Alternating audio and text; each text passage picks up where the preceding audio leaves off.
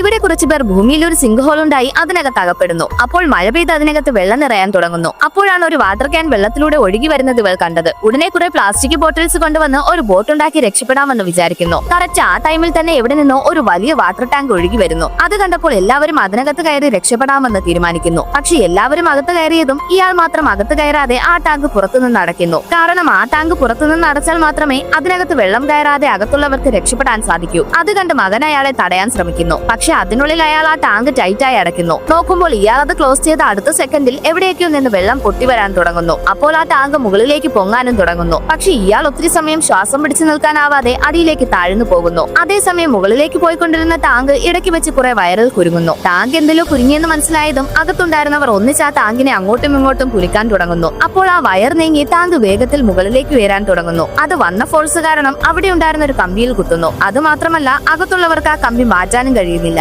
ഉടനെ ഇയാൾ ഒരു കുഞ്ഞു ഓക്സിജൻ സിലിണ്ടറും കൊണ്ടുവന്ന് ആ ടാങ്കിനെ അവിടെ നിന്ന് നീക്കുന്നു. പക്ഷെ ആ ടാങ്കിലുണ്ടായ ഹോള് കാരണം അതിനകത്ത് വെള്ളം കയറാൻ തുടങ്ങുന്നു. അപ്പോൾ അകത്തുണ്ടായിരുന്ന ഒരാൾ തന്റെ കൈ ഇടിച്ചു കയറ്റി ആ ഹോൾ അടയ്ക്കുന്നു. അപ്പോൾ എയർലോക്ക് ആയി വീണ്ടും ആ ടാങ്ക് മുകളിലേക്ക് ഉയരാൻ തുടങ്ങുന്നു. ഇയാളും ആ ടാങ്കിൽ പിടിച്ചു തന്നെ മുകളിലേക്ക് പോകാൻ ശ്രമിക്കുന്നു. പക്ഷെ ടാങ്ക് പോകുന്ന സ്പീഡ് കാരണം അതിനൊപ്പം പോകാൻ കഴിയാതെ വീണ്ടും വെള്ളത്തിനടിയിലേക്ക് താഴ്ന്നു പോകുന്നു. പക്ഷെ അയാളുടെ നല്ല കാലം ആ ടാങ്കിൽ ചുറ്റിയ വയറിൽ അയാളുടെ കാല് ഒരുങ്ങി അയാളെ മുകളിലേക്ക് കൊണ്ടുവരുന്നു. ഇപ്പോൾ മുകളിലേക്ക് വന്നതും അയാൾ തന്നെ ആ ടാങ്ക് തുറന്ന് അകത്തുണ്ടായിരുന്ന എല്ലാവരെയും രക്ഷിക്കുന്നു.